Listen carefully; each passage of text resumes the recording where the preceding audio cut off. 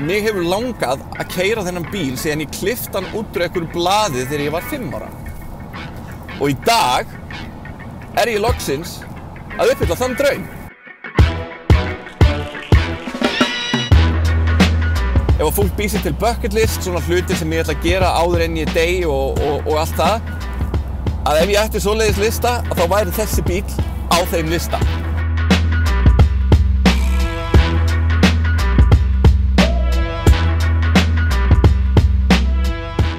Mannskepnan sækjum okkur í nostalgíuna rosa mikið. Ég átti þennan bíl sem Matchbox bíl líka, ég átti útklipptar myndir af þessu. Þetta var ekkert bíl sem ég komst í færi af. En á mínum eldri árum, þegar maður aðeins farin að eldast, að þá maður farin að hafa tæki og tól og leiðir til að komast í svona bíla. Kannski ekki til að kaupa það, ég kannski ekki alveg komið þangað að ég geti keypt þennan bíl. En ég fæ loksins að keyra hann. Ég spenntari fyrir að keyra þennan en að keyra nýjasta I-Pace Jaguarinn. Það get ég lofað ykkur. 12 seconds later. En mér langar samt að keyra nýja I-Pace Jaguarinn. Ég finn mig knúinn til þess að klæða mig í rullukragaból og setja á mig fína jakkan. Setja á mig sólgleraugun og fara út að rúnta.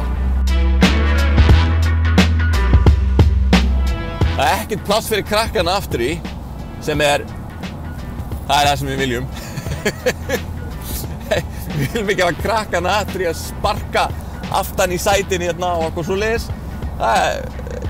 Það kæmist ekki 2 ára barn hérna aftur í. Að þessu leyti eru svona klassíski bílar alveg eins og hjólhýsi eða fellihýsi. Þetta eru bílar sem þú notar á sumrin, svipað á fellihýsin eða hjólhýsin. Þetta kostar svipað. Einu munurinn að þú þarft ekki að draga krakkana með þér. Setur krakkana til ömmu eða afa og svo setur þú konuna eða manniðinn eða hverjir þið dettur í hug hérna í farþegasætið. Keyrir í eitt af þessum 100.000 hótelum sem við eigum í kringum landið og sefur innandyra.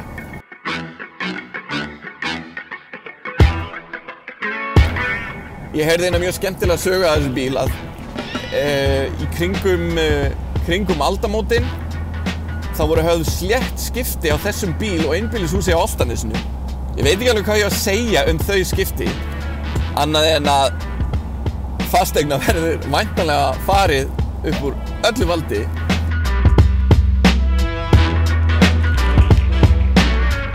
Og draumurinn kominn. Ég báða hendur á stýri þar sem ég á nú ekki bílum. Haldið mér fucking fast.